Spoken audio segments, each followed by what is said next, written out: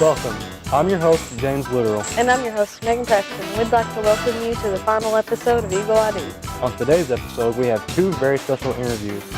First, Joe Gagliano on to talk about his experiences with the Morehead Film Challenge. And second, we'll have Brandon Turner on to talk about his experience working on MSU TV. Last but not least, our segment producer, Kyle, on to talk about his new segment. More when we get back.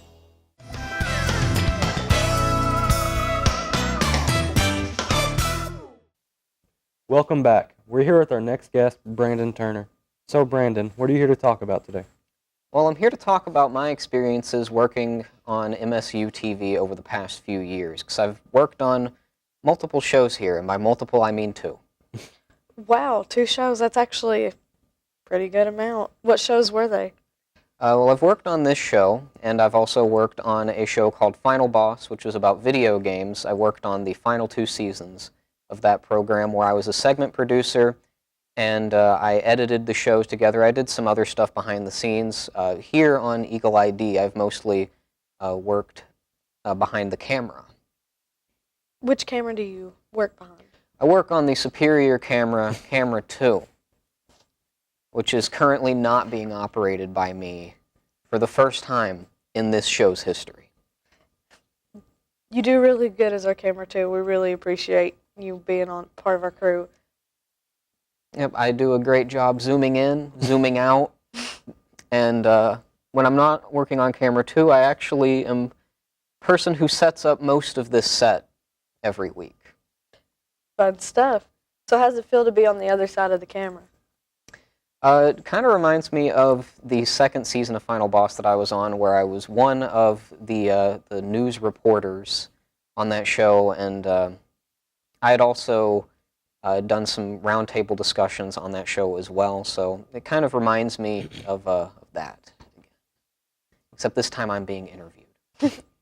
So what is the hardest part about working on MSU TV for you?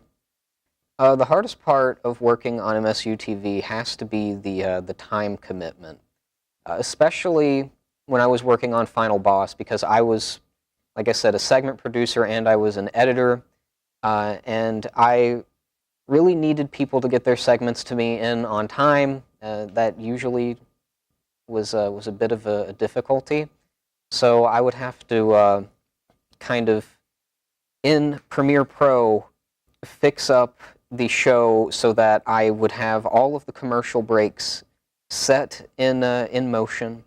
I would have the segments that I already had done, which was usually what we had recorded for that day, and then I would have to wait for people to bring me the segments to fill in that last little bit. And there was one time where somebody sent me something that we could not air because of, it just wasn't up to the standard, so I had to kind of cut that out, and we had to have an extended commercial break instead. And I would say probably the most stressful thing that's ever happened was whenever I ran out of time one time, and my brain just worked into overdrive thinking, what can I make that would be presentable to MSU TV? What would Tim Creekmore accept? And since I didn't have time, and I think I forgot my game capture or something like that, I just decided I would review some European exclusive PS2 game called Animal Soccer World, which is basically a ripoff of The Lion King, except they're playing soccer, and it ends on a cliffhanger. So Dingo Pictures, you need to finish the saga of Animal Soccer World. Come on. I have to know how the game ends, but it's just like a 30-minute cutscene, so I just chopped that up, put it in there, made some jokes about Pope Doritos, the Thirst or something, and this was like 2014. It was a different time. MLG memes were still a thing, so I incorporated some of that in there. But yeah, my Animal Soccer review, Tim Creekmore thought it was good. He didn't think it was a video game at first. I convinced him that it was, and it is. It is a video game. Brandon would really like to thank you for being our guest and all that you do on the set. We really appreciate it. And more when we get back.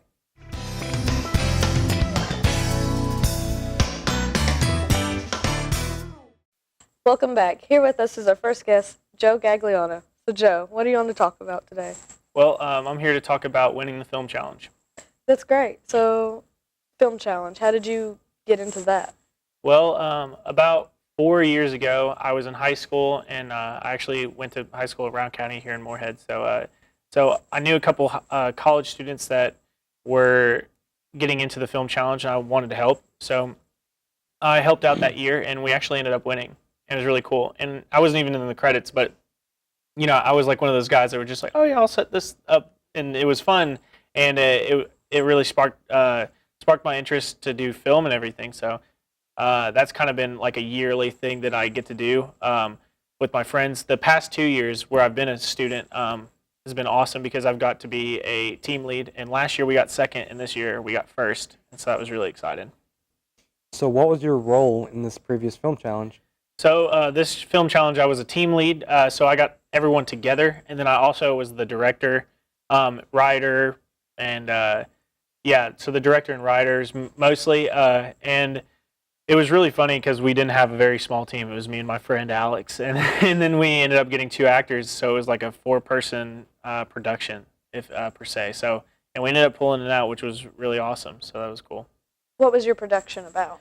So in the film challenge, what's really interesting about it is that that you are given a genre, a line, a prop, and a character name that you have to include in the film. And we found that in previous years, if you kind of just glaze over those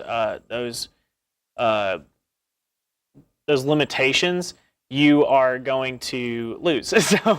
So this year we really we wanted to kind of make a shot at winning. So we tried to make each individual part, like the line, the prop, and the character name, we wanted to make it part of the story and a plot point and plot devices that help move the story along. And so that's kind of what our strategy was going into it. And this year, the things were like you had to make it a romantic comedy. The line was if it was a chihuahua, it would be a kite. The name was Grant Goldendorf, and then the prop was a spaghetti ladle. So very interesting set of props and everything, and lines and character names. But we made it work and we won. So cool. Congratulations, by the way. Thank you. How do you think this experience has bettered you as a creator? So that's a great question because honestly, it helps you work under pressure, and you're like working very quickly. It really identifies your areas that you need to grow in, which for me, writing and directing, 100%. Like I need to get better at that. And that's a big thing that you really figure out about yourself is like what you need to work on afterward. And it really you work on time management. There's a lot of things that you can learn, and you can get out of each experience. It's a lot of fun. It's very stressful, and you don't get any sleep. So, it's a lot of emphasis on a lot of fun though. Yeah. So if you were given the opportunity, would you compete in the film challenge again? Yeah, 100%. I would like for it not to be a romantic comedy next year, but we'll see. There was the year that the first year I ever did it, the genre was a melodrama, and that's where I live. I love dramatic things that or like even a dark comedy that would be fun to make. A romantic comedy really stretched me, and because I was like, I love romantic comedies. I watch a ton on Netflix, like by myself in my room and eat ice cream. But like, but it was very interesting to be on the other side of it and making one. I don't know how people in Hollywood do it. I don't understand it. I mean, hey, it's a job. Yeah. So, how do you plan on utilizing this experience in your workforce in the future? Oh, sweet. Yeah. Well, I think that this is like a great starting point. And I think moving on to the next thing that I make or the next thing that I work on, I'm really going to be very intentional on how I start writing and how I direct, and like pretty much the overall pre-production process. Because that's probably that's like literally the most important part. If you don't know what you're going to do, then how are you going to do it? So I think that's the biggest thing moving forward. Like we're gonna anytime I'm gonna make another film or we're gonna do anything, doing anything video-wise, I really think it out and make it as crafted as possible. Spend a lot of time on it. Sounds like a good plan. Thank you, Joe, for coming on. We really appreciate having you. Hey, no problem. And we'll see you more when we get back.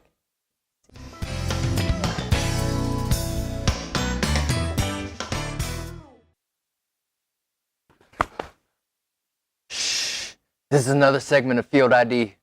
Tell my family I love them.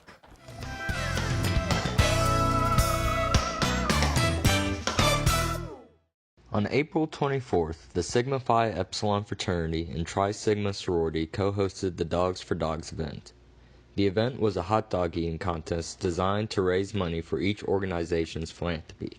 The event was Dogs for Dogs. It was a hot dog eating contest, and the proceeds go to SIGEP's Big Brother Big Sister, and our foundation is the Tri Sigma Foundation, which goes to the March of Dimes. Hot dogs were sold for $1 and multiple games were set out for people to play.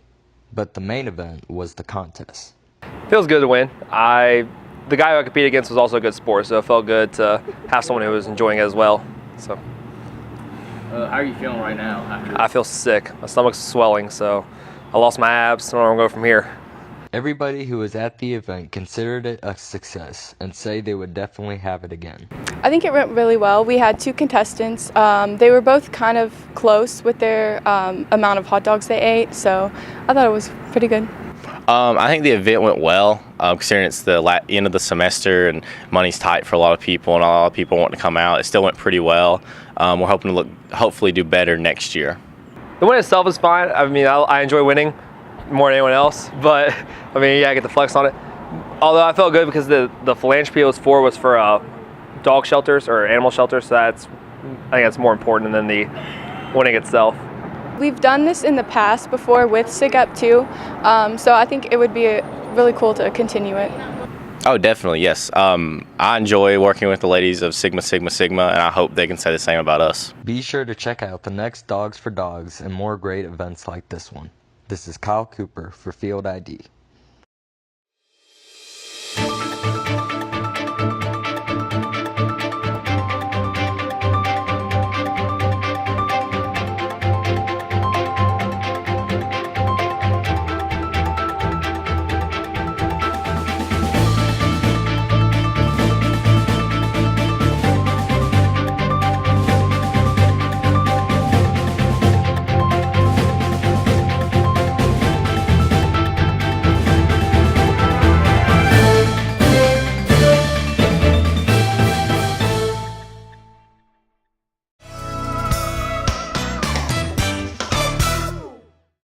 Welcome back. We'd like to thank everyone who's watched this last episode of Eagle ID.